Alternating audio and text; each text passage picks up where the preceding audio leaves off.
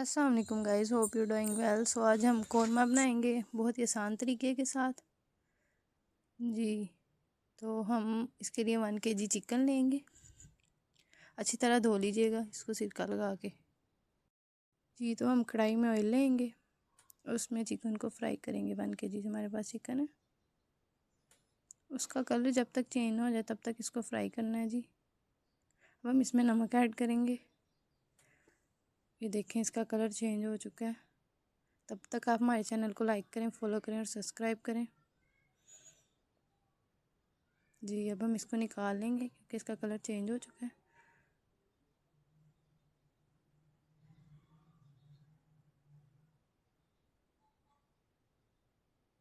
अब हम इसमें कुछ मसाला जात ऐड करेंगे। आप देख सकते हैं मैंने डाल दिए हैं इसमें। इसको लाइट सा फ्राई करेंगे 1-2 मिनट के लिए।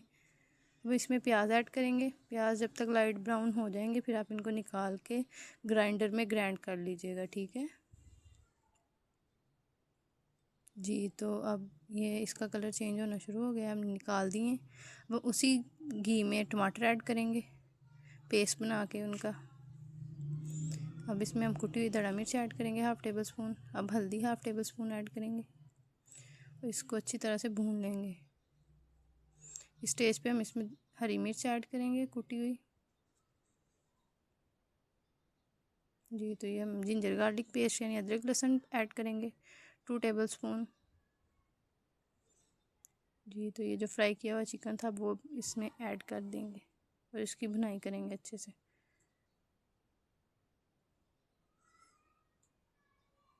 जी। ये देखें ये भून चुका है।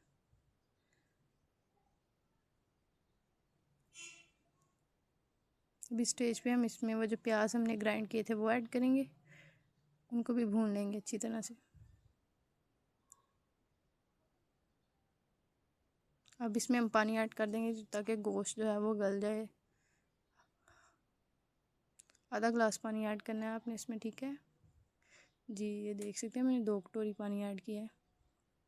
अब इसको ढक देंगे 10 मिनट के लिए जी। तो ये देखेंगे रेडी हो चुका है। अब इसमें हम दही ऐड करेंगे। पानी वगैरह जो था वो खुश्क हो गया। अब दही की बनाई होगी इसमें।